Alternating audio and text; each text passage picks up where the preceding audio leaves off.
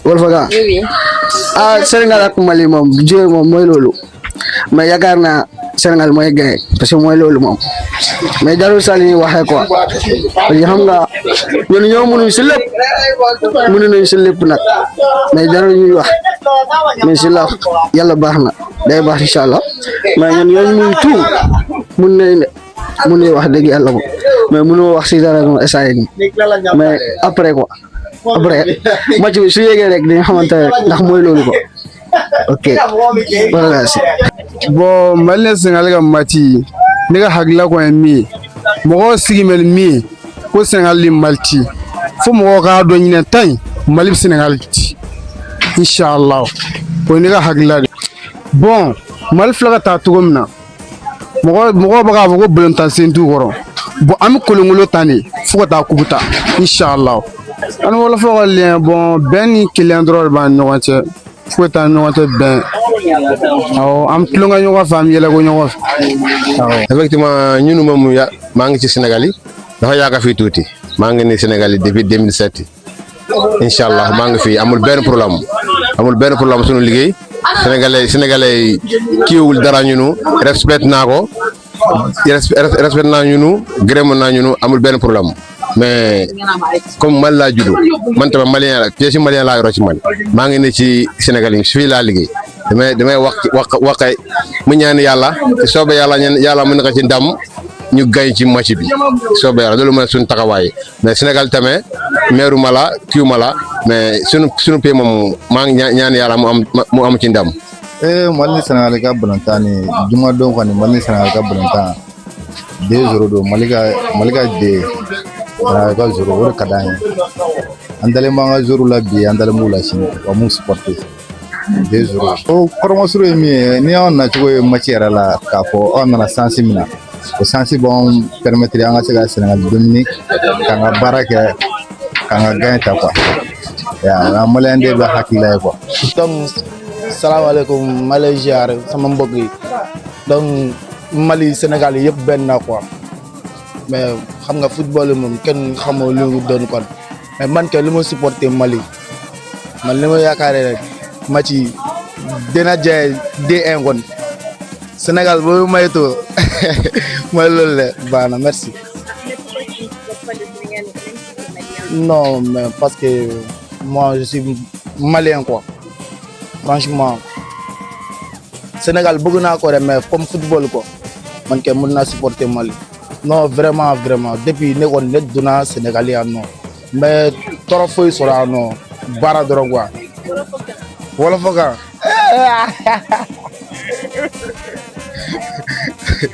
ok depuis bu ma ñëw dugg Sénégal fii vraiment aw ma fi benn problème quoi vraiment billahi Sénégal moom dafa ne trop mais football moom Mali lay faral.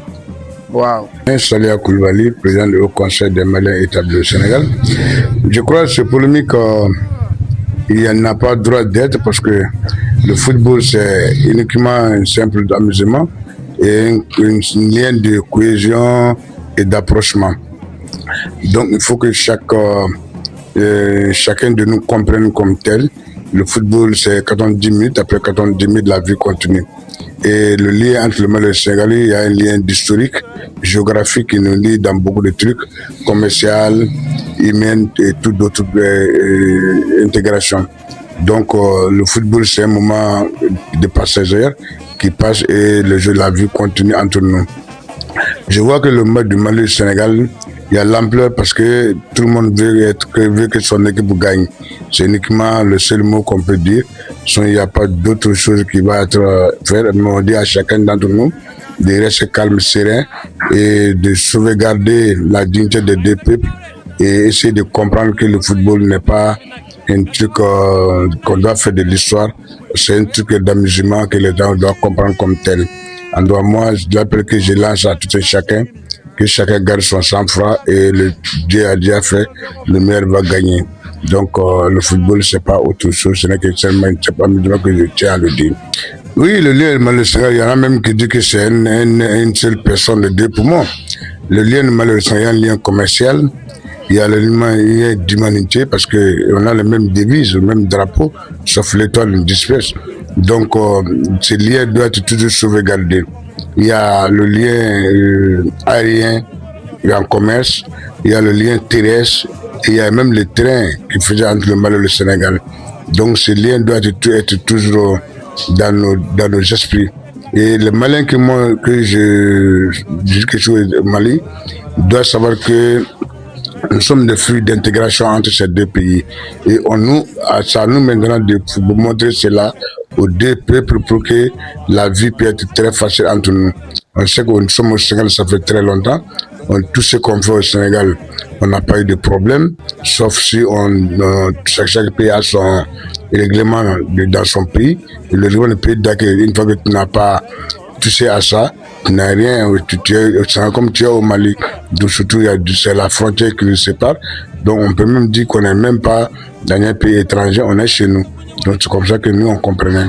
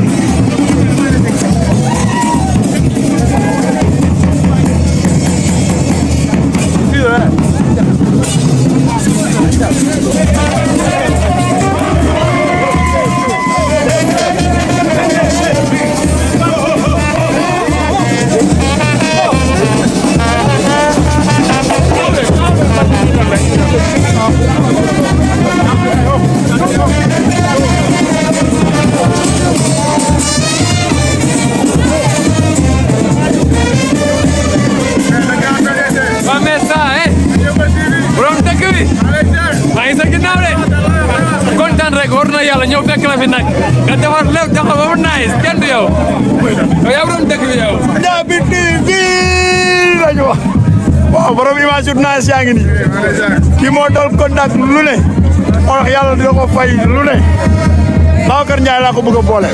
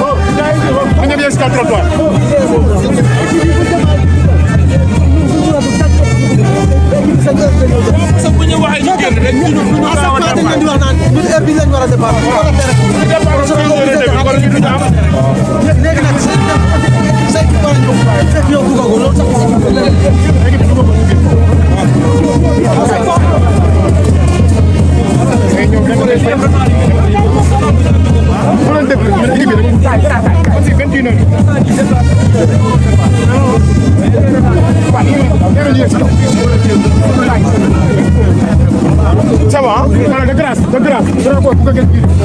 fekkee patriotisme dafa maa demal ne si kaw drapeau bu ko kenn jiite voilà ñoom ñi c'est pas des patriotes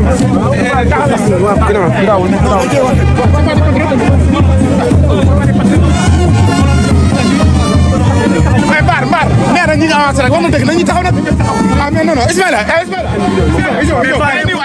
mais Fall bu non police yi nekk taxaw leen mbaar mais